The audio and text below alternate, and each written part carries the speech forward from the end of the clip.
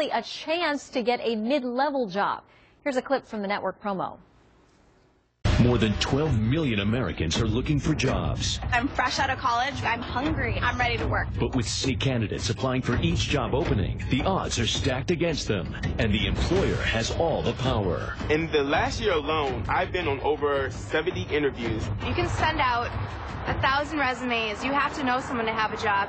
Now, one new series will try and make a difference. This is The Job.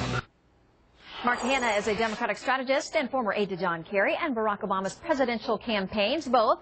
And Benkie is a Republican strategist and former aide to President George W. Bush. Welcome to you both.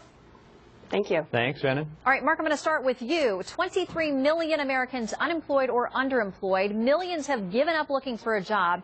What does it say about us and our current economic issues if the #1 prize in a game show is the chance for an unspecified mid-level job? Sure. There's no question whatsoever that it's a very difficult time for people coming into the job market for the first time to acquire their first job. But at the same time, let's not overthink this. I mean, that's the promo for the show, and it sets it up by talking about the economic question. But reality television isn't about, making these grand narratives about social issues. It's saying that this show is ultimately going to be about the job market is like saying House Hunters is going to be about the rebounding real estate market, for example, or The Bachelor is about the dating market. So what this is basically taking something we all kind of have anxiety about, that dreaded job interview, and dramatizing it and exaggerating it in a way that is entertaining, not necessarily editorial. But no, absolutely, our job market is in a tough shape. Fortunately, we've added private sector jobs every single month for the past 35 months, and we've created over 6 million jobs in that period of time.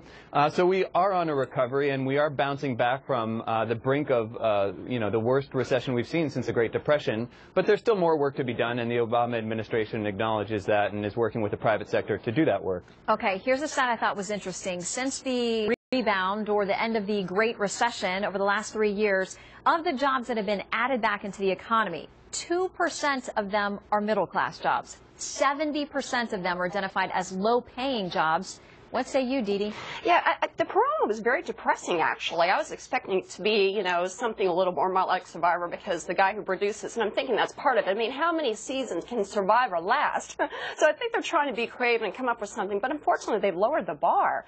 Looking at that, it's like, hey, I'm hungry, I'm barely making it, and hey, guess what? I'll take that Pinto over a Porsche. This is just not a good thing to think about equalizing and lowering the bar where it's like we're just going for an unnamed, mediocre job. I mean, that's not the American way. Let's not go mediocre. We want to go for the best job. However, to be fair, if this is a way to get your foot in the door at a good company and it's promoted that way, and it's like, look, we want to move to the top, this is a way in, that's fine. But that's not the way the promotion looked. It looked like they were just, making everything the same, everybody getting the same job, and not striving for excellence, which is sort of what the Obama administration has done. I mean, they want the great equalizer. They want to redistribute everything, including jobs, and that's not good for us. That's not the American way.